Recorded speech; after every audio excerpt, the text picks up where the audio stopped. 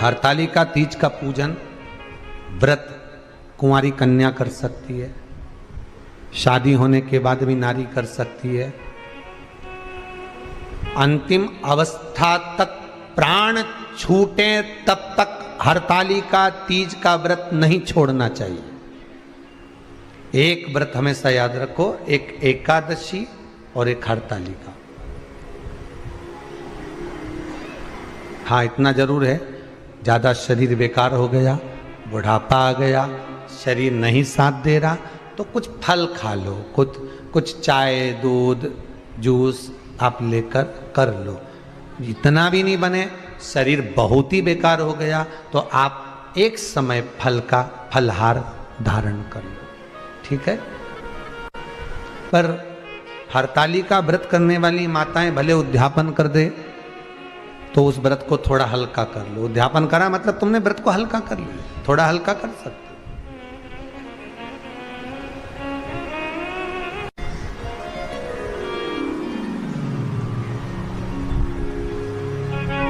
हरतालिका तीज का जो व्रत का उद्यापन करते हैं उसमें 5 चीज रखते हैं ना, 5 कपड़े स्त्री के, 5 कपड़े पुरुष के, 5 तरह का अनाज, 5 तरह का फलहार, 5 तरह का फल।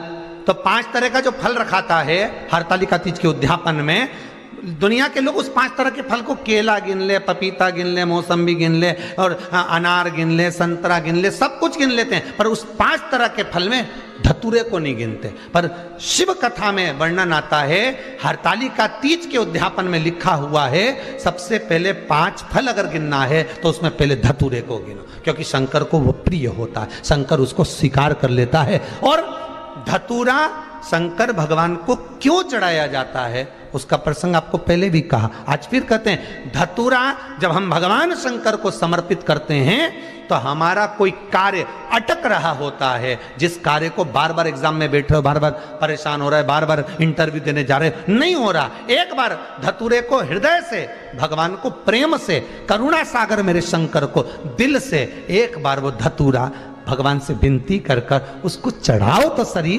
भगवान तुम्हारा कार्य सफल कर देगा। पर दिल से चढ़ाना, हृदय। हरतालिका तीज की पूजन करने वाले को चाहिए कि बालू का, मिट्टी का शिवलिंग बनाना चाहिए। फुलेरा जो बनाया गया है ऊपर शंकर जी के ऊपर लटकाने के लिए, टांगने के लिए, उसके नीचे शिव पार्वती गणेश जी की सुंदर बालू की मूर्ति बना लेना चाहिए, पार्थिव लिंग का निर्माण कर लेना चाहिए। शिव की आराधना करना चाहिए।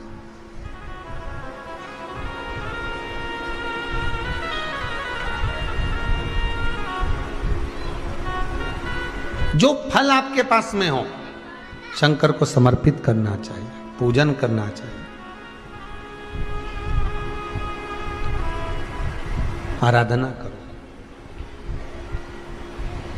सबसे पहली पूजन हरतालिका तीज की प्रदोष काल के अंतर्गत हो जाना चाहिए, शाम के समय पर। प्रयास करो प्रदोष काल के समय पर पहली पूजन हो जाए तो ज़्यादा अच्छा। पर लोगों की आदत रहती है कि 8 बजे तक, 8:30 बजे तक, 9 बजे तक पहली पूजन करें, फिर दूसरी आराम से, फिर तीसरी, फिर आराम से, फिर चौथी। तो ऐसा सब अपने अपने हिसाब से। पर शास्त्र रीति कहती है कि प्रदोष का जो समय होता है, प्रदोष काल जो होता है, शाम का जो समय होता है, उस समय पर हरतालिका तीज की पहली पूजन हो, जिससे आपका स्मरण चित्त शंकर भगवान में उस घड़ी, उस पल, उस क्षण में आप शिव के हो जाएं और शंकर आपका हो जाए। हाँ, अगर किसी के आने में देरी हो,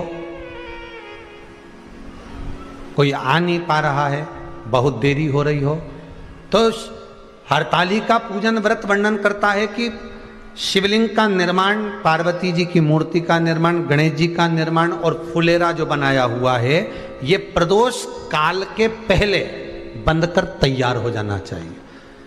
प्रदोष काल के अंतर्गत फुलेरा नहीं बनना, फुलेरा पहले बन जाना चाहिए। और बहुत विशेष बात ध्यान रखिए हरतालिका तीज की, कि शंकर जी का जो आपने स्वरूप बनाया है, पाटे में, थाली में, चौकी पर, चौरंग पर जो स्वरूप बनाया है, वो पहले नहीं रखना है। पहले क्या बांधना है? फुलेरा। पहले फुलेरा बांधिए, उसके बाद उसके नीचे शंकर जी को रखिए। कई अब जो हरतालिका तीज का पूजन करते हैं तो उनके लिए हो गया। अब दूसरे के लिए भी सुन लें। जो नारी हरतालिका तीज का पूजन नहीं करती, व्रत नहीं करती, साधना नहीं करती, उसके लिए भी कहा गया कि आप अगर ये व्रत नहीं करते हो तो एक कार्य जरूर करना, कहीं पर फुलेरा बंधा हो, हरतालिका की पूजन हो रही हो, 5 मिनट 10 मिनट निकालकर अपने आसपास के किसी पौधे में से पत्तियां लेकर या पुष्प लेकर, 5 वृक्ष की पत्ती या 5 वृक्ष के पुष्प लेकर शंकर भगवान को जब पूजन हो रही हो, 5 मिनट माताएं जब पूजन कर रही हों, तब आप भी उस पुष्प को, उस पत्तियों को शंकर को समर्पित कर सकते हो। ये नहीं चढ़ा सकते तो 5 फल, फल नहीं चढ़ा सकते तो 5 कुछ भी पुष्प आदि का आप शिव को समर्पित कर। पर क्यों चढ़ाया जाता है, किस लिए चढ़ाना चाहिए? तो कहा कन्या स्त्री अगर मान लो हरतालिका का व्रत नहीं करती, पूजन नहीं करती, आराधना नहीं करती, तो वो कन्या, वो नारी, वो स्त्री, वो पुरुष कार्य तो बहुत करेगा, दुकान भी 4 चलाएगा, व्यापार भी बढ़ाएगा, पर संपदा को जोड़ नहीं पाएगा। 1 रुपए कमाएगा, 1.25 रुपए खर्च वाला काम चलेगा। हस्त नक्षत्र में जो तृतीया पड़ती है, हस्त नक्षत्र के अंतर्गत जो तृतीया का महत्व कहा गया है, वो संपदा को बढ़ाती है, मनोकामना को पूर्ण करती है। इस नक्षत्र के अंतर्गत जो तृतीया आती है वो मनोकामना को पूर्ण कर कर चली जाती है। इसलिए शिव की आराधना के लिए प्रथम माने। हस्त नक्षत्र में किया गया दान, हस्त नक्षत्र के अंतर्गत तृतीया के दिन किया गया पुण्य, हस्त नक्षत्र में तृतीया के दिन किया गया श्रृंगार, हस्त नक्षत्र में तृतीया के दिन करा गया अपना सुंदर सिंदूरा, भगवान का आनंद, 5 तरह के वस्त्र, 5 तरह के स्त्री के वस्त्र, पुरुष के वस्त्र, 5 तरह का फल, 5 तरह का अनाज, ब्राह्मण को बुलाकर ब्राह्मणी के साथ आप या तो ब्राह्मण से उद्यापन करवाएं या फिर आप स्वयं भी करते हैं तो शिव को समर्पित करके ब्राह्मण और ब्राह्मणी को भोजन कराकर वो भाग प्रदान करें। यही हरतालिका तीज के उद्यापन का वर्णन आता है। सुंदर भाव से हरतालिका माता आप सभी की मनोकामना पूर्ण करे। हर हर महादेव।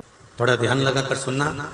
हरतालिका तीज शिव महापुराण की कथा ही नहीं है, आप जो तीज करते हो, हरियाली करो चाहे सातुड़ी करो, उस तीज की महत्वता